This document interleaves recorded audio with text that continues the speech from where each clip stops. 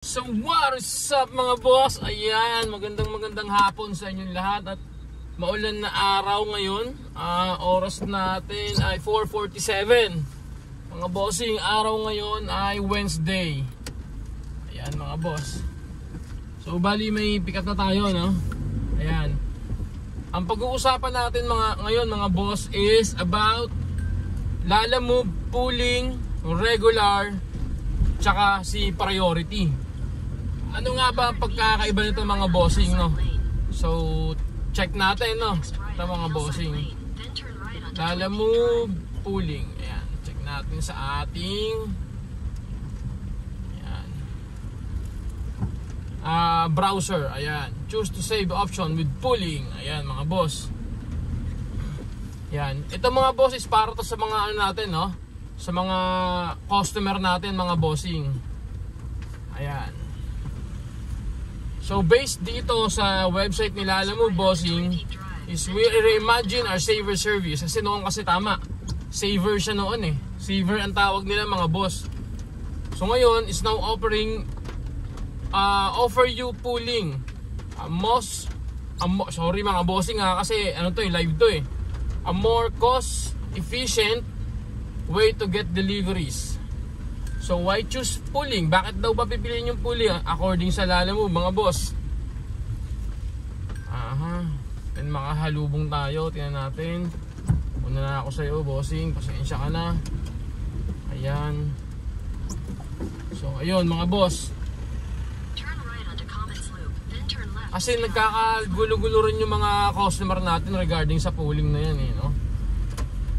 Hindi ko sure kung hindi ba nila nagigets o yung pagkakaiba ng mga yan, or talagang magulo lang yung rules nila Lalamove regarding dito, no? So how to select the pooling option, diba na yan mga bossing? Ayan. So according dito, with this delivery option, ayan. Oops, wait lang mga boss with this delivery option, you can pay less to wait a little longer. Pooling is also available for more orders. Ayan. So yun mga boss. Sabi dito, pooling deliveries will be completed within 24 hours. Please communicate with drivers on your preferred delivery time. For the most accurate pricings, please check details in our mobile app. Need your delivery fast? Choose regular rate. Not in a rush? Save with pooling rate. It's your choice. So yun yung nasa website mismo ni Lalamove ito mga bossing, ano? So ibig sabihin nito sa mga customer natin, sa minamahal nating customer sa Lalamove, ay ang pooling ho is pwede ho namin siyang i-deliver within 24 hours. Tapos ho, pwede ho kaming tumanggap, hindi ko na sigurado kung hanggang 4 si pooling, no? Pero sure po, 3 pooling is kaya po namin pagsabay-sabayin at i-deliver po namin ito sa loob ng 24 oras. Sandali lamang po at ako'y magpapasa ng aking ID.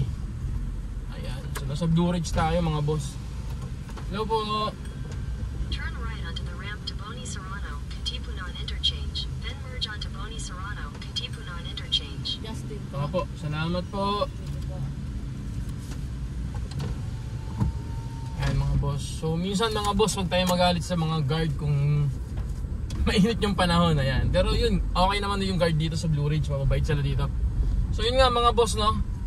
So allowed kami mag triple o alam ko 4 na booking na pooling bookings ang pwede naming isabay-sabay mga boss within 24 hours. Ang importante ma-deliver namin sa inyo ito. Yun ang importante. Kaya yung mga customer natin dyan mga boss na nagpapadeliver gamit ang pooling, tapos pagkain yung pinapadeliver, naku po madam, sir, huwag naman po kayong ganyan. Dahil kami po, nagninegosyo rin kami. Malamang kayo rin, nagninegosyo rin kayo. Diba? Lalo na yung mga food packs, yung mga cakes. So ngayon, kung nag-o-offer po kayo ng free services like free delivery sa mga customer ninyo, tapos gagamitin nyo ang Lalamove, huwag nyo kayong parating kasi kumikita rin po kayo dyan. Pwede nyo po isama siguro sa expenses ninyo yung delivery charge na ito, diba? Kaysa naman ganyan. So yun nga mga boss. Tapos meron pa tayong mga customer na nagpo-pooling, tapos irarush tayo, tapos multiple drop-offs naka-pooling sa atin mga boss. Ako, hindi ako kumukuha ng ganun mga bossing, no? Kasi lugi tayo doon. Dahil ang mangyayari niya mga boss is mararush tayo ng sobra dahil sunod-sunod yun. Pero actually mga bossing, ito nga para sa mga client natin. Halimbawa, pooling po ang ginamit ninyo. Tapos kinuha namin yung item ninyo. Kayo po yung unang pick up namin. Tapos ang deliver halimbawa po is malapit lang. Sabihin na natin 5 kilometers lang yung delivery, tapos naka-pooling po kayo.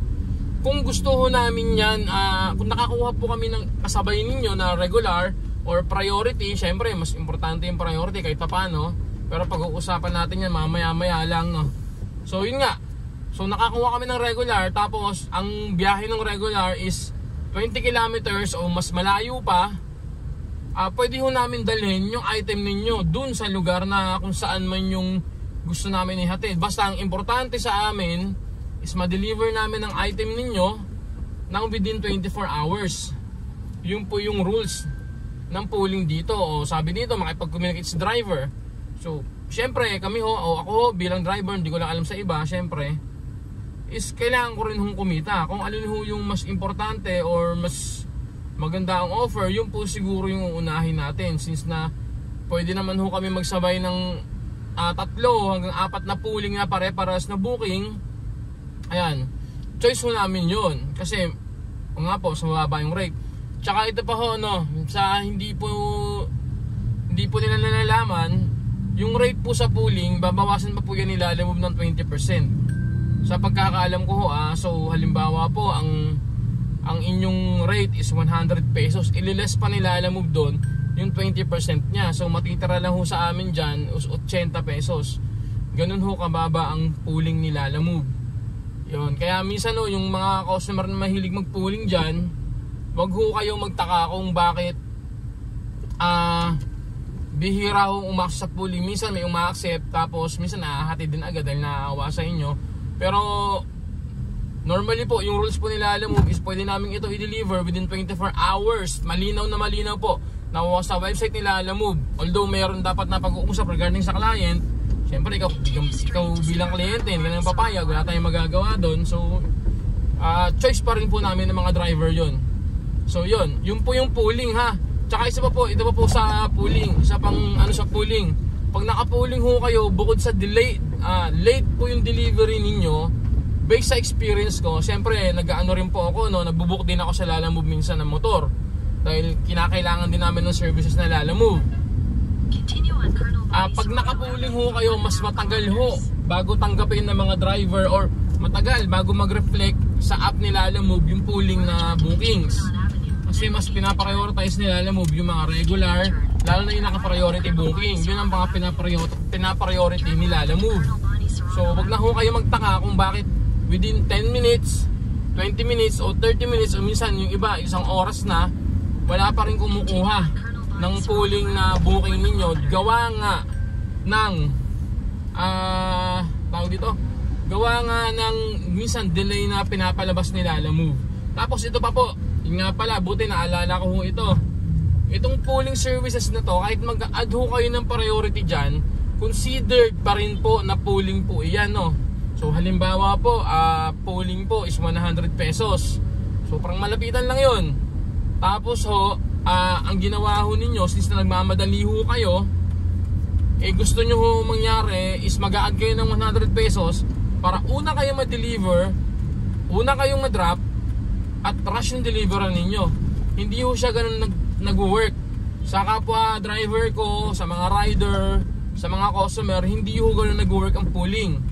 So same pa rin po ng principle yon. Kahit ano hong gawin natin, kahit mag-add ho kayo dyan ng 500 pesos na additional fee, pooling pa rin ho yan. So ibig sabihin po, sa app mismo ni Lalamove is allowed ho kami magsabay ng Hindi ko talaga sigurado kung 3 o 4 na pooling yung sabay-sabay eh. Pero allowed ho kami mag-accept ng pooling bookings ng hanggang 3 o 4 na bookings ng sabay-sabay. Ganun ho talaga yun, kahit mag-add kayo ng priority dyan.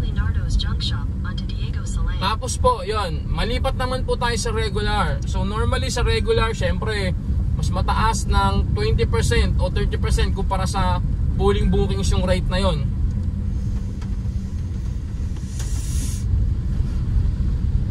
Okay, ito pala mga bossing, confirm ko na sa sarili ko. Kasi pag naka-regular booking, hanggang 3 regular booking ang pwede mong tanggapin. Kapag ka naka-pooling booking naman, hanggang 4 na pooling booking ang pwede mong tanggapin ng sabay-sabay. Regardless kung mag-add sila ng priority fee sa'yo, pwede ka magsabay ng hanggang 4 na pooling bookings mga boss. Punta tayo sa regular mga boss. Sa experience ko mga boss, hanggang 3 regular bookings ang sabay-sabay. Mas mataas ito kumpara sa normal rate ng ating app. So halimbawa, ito ay 100 pesos sa pooling. Sa normal regular rate ng ating app, sa regular rate nila, alam mo mga boss, mga nasa 130 pesos yung itinaas niya. So more or less 30%. Hindi ko lang alam kung ilang exact amount yung ina-add, no? Pero mas mataas talaga yung regular rate. Ayan. So ano naman pagkakaiba ng regular rate sa pooling mga bossing? Si regular rate, syempre alam na natin yun, yung talagang standard basic rate nila Lalamove, which is standard na 100 pesos. Tapos depende sa category ng sasakyan mo, kung motor plus 5 pesos per kilometer or 6 yata yun. Tapos pag sasakyan is plus 15 pesos per kilometer. So yun. So sa mga client natin dyan, hindi rin po porket naka-regular kayo is ibig sabihin is kayo lang ang po pwede namin isabay. Dahil dito sa app nila Lalamove, may kalayaan ho kaming pumili kung gusto namin sabayan yung booking ninyo, kasi allowed ho kaming tumanggap ng hanggang 3 bookings. Ngayon kung hindi ho kami pinapayagan nila Lalamove o hindi nyo ho kami pinapayagan, dapat ho i-request nyo sa Lalamove mismo na dapat dun sa app nila may option sila na hindi na kami allowed tumanggap. Pero ang nangyayari ho ay pwede pa ho kami tumanggap ng bookings, hanggang 3 bookings na regular na sabay-sabay. Syempre bilang driver or bilang Lalamove partner talaga ayan mga boss, siguraduhin natin na same way lang talaga yung pupuntahan ng deliveries na yun. Yun na naman pagkakaiba nun. Yun, tapos mga bossing, papunta tayo kay priority. Ito mga boss, ito ang misconception ng ating mga, ay tama ba, misconception ba yung word? Hindi ko sure yung word mga bossing eh, pero ito yung mali nilang akala. Yun, parang yun nakata yun, misconception. Mali nilang akala na kapag ka naka-priority ka, ibig sabihin diretso na yung booking mo, wala nang kasabay, o kumbaga ikaw lang mag-isa yung dala ng rider or driver na iyon. Mali ho iyon. Hindi ko na makita dito kasi nahihirapan din ako mag-drive and something eh. Ayan, mali ho iyon. So kasi unang-una sa lahat to, sa minamahal naming kliyente or customer sa Lalamove, unang-una sa lahat, kung naka-priority ho kayo sa Lalamove, ang advantage lang po ng priority is unang-una ho kayo mag-a-appear sa screen ng mga driver o rider ninyo. Yun lang ho yun. Siyempre, mas mabilis na makikita agad namin yung inyong booking kumpara sa pooling, sa regular. Yun lang ho yung pagkakaiba ng priority. Pero kung pag-uusapan ho natin yung bilis ng delivery, yung maihahatid agad sa inyo yung parcel ninyo, item ninyo, kung ano pa yan, is may chance po na oo, may chance na hindi, kasi nakadepende ho yan sa driver o rider ninyo. Kasi gaya po ng sabi ko sa inyo, kami po ay may option, mayroon pa rin kaming kakayanan na tumanggap ng 2 booking na naka-priority. Yun ho talaga yung realidad. Kung hindi man priority, isang regular, may karapatan ho kaming tumanggap. So gaya ho nito, nagdadrive ako, pwede ho akong mag-aabang dito ng booking ko na kasabay na along the way. Siyempre, yun naman talaga dapat ang ginagawa, which is Yung ibang kapwa nating driver, rider is hindi nila nagagawa iyon. Siguro, hindi ko alam bakit. Nagkakamali ng swipe, ganto ganyan, ganyan ganto. Hindi natin sigurado mga boss. Pero ito, yun nga mga boss. Ayan. Allowed pa rin kami tumanggap ng 2 bookings kahit na naka-priority kayo. Yun lang yun. Actually mga boss, isa-summarize na natin. Oh. Medyo mahaba na yata yung nasabi ko sa inyo, pero isa-summarize na natin siya. Ayan. Sa pooling mga madam, sir, sa mga kliyente natin, sa mga kapwa driver ko, hanggang 4 na booking ang pwede mong ibiyahe ng sabay-sabay. So within 24 hours according sa website ni Lalamove. Pero syempre, sabi dito, please communicate with driver on your preferred delivery time. So makikipag-usap ka pa rin kayo sa driver ninyo, mga kliyente namin o customer namin. Ayan. So ganun po yung pooling. Tsaka delay ho siyang nag-a-appear sa screen ng mga drivers o riders ninyo. Hindi ho siya agad mag-a-appear na pooling. Tapos hindi po ibig sabihin na nakapag nag-add kayo ng priority sa pooling bookings, ibig sabihin ho nun i-prioritize na namin kayo. Hindi ho yun ang ibig sabihin nun. Ang ibig sabihin lang ho nun is yung pooling booking ninyo i-priority lang ni app ni Lalamove na i-appear sa screens ng mga driver para makita agad namin. Pero hindi yung ibig sabihin is mauuna namin kayo i-deliver dahil naka-priority pay, nag-add kayo ng priority fee. Hindi ho ganun yun. Ayon sa pagkakaintindi ko, kung mali ho ako, pwede ho akong i-correct. Sa regular booking naman po, syempre, alam na natin yon, normal standard booking, yun na yun. Tapos sa priority bookings naman ho natin, ayan, yung priority booking ho natin is mas mahal, hindi ko na magit kanina, no? Mas mahal siya ng more or less 30% compare sa normal booking. Siyempre, mas mahal siya ng 60% kumpara sa pooling. So, itong priority natin, ang tawag dito, ang advantage naman nito is para sa mga driver, siyempre, mas mataas yung rate nito, no? Pero sa kliyente natin, sa customers natin, wala, possible po talaga na idiretso na ng rider. Kung nasa mood yung rider o driver natin dahil maganda yung rate nitong priority natin. Pero, ito paalala po sa mga customer, allowed pa rin kaming magsabay ng hanggang 2 priority dun sa booking na binook ninyo as priority. Ang advantage lang po nun is unang-una siyang mag-a-appear sa screen namin. Yun po yung advantage nun. So, bukod doon, wala na po yung isang advantage. Yun lang. Pero allowed kami. Tandaan nyo po yun ha. Ulitin ko po ulit. Ang pooling ho, hanggang 4 po ang pwedeng isabay na inyong driver. At within 24 hours, basta within 24 hours na pwede namin i-deliver yung item ninyo, madi-deliver namin. Okay, yun po yun. Sa regular normal rates, hindi ko lang sure kung ilang oras yun, pero may kasabay pa rin kayong hanggang 3 booking. Tapos sa priority naman po, pwede pa rin ho kami magsabay ng hanggang 2 booking. Kasi kung hindi ho kami allowed ni Lalamove na magsabay, dapat ho sa app pa lang, sa application pa lang ni Lalamove, hindi na kami allowed na sabayan yung bookings ninyo kahit na naka-priority. Kasi based sa experience ko po is yung isang priority ko is nasabayan ko pa siya ng isang regular. Actually, yung isang priority ko, nasabayan ko pa siya ng isang priority same way. Yun, after nun, hindi na ako nakakuha. Pero nung time po na nakakuha ako ng isang regular, tapos isang regular, nakakuha pa ako ng pangatlo na regular din. Pero kung ang nangyari sa akin is isang regular, 2 pooling, pwede ko pa rin ho itong makuha. Kasi hindi naman po kami nire-restrict ni Lalamove sa app nila na kapag ka naka-priority itong taong ito at kapag ka nag-add ng 1,000 itong taong ito, hindi na pwedeng kumuha ng booking itong taong ito. Hindi po, makakakuha pa rin ho kami. So yun po. Tapos po, ito lang ho, no? Para sa mga minamahal naming customer dyan o client namin na may negosyo rin naman, wag naman ho kayo magtipid, no? Kasi unang-una ho sa lahat, yung booking ho ninyo, yan, yung nakikita yung presyo sa screen ninyo, kung magkano naman yung presyo nyan, ibabawas pa ho dyan yung 20% ni Lalamove. Diba? Hindi ho kami hindi na sinasabing tawag dito. Hindi ho kami nagko-complain o ano, pero sana bilang humanitarian man lang, maisip nyo man lang na yung driver Hindi lang basta-basta ano yan, driver nyo yan o ano. Kumbaga nagpapakapagod din kami. Anak na tipakalong yung ibang client natin, yung ibang customer dyan.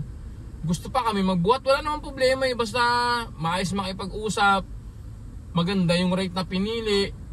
Tapos basta, ang hirap ipaliwanag. Alam na ng mga driver nyo yun.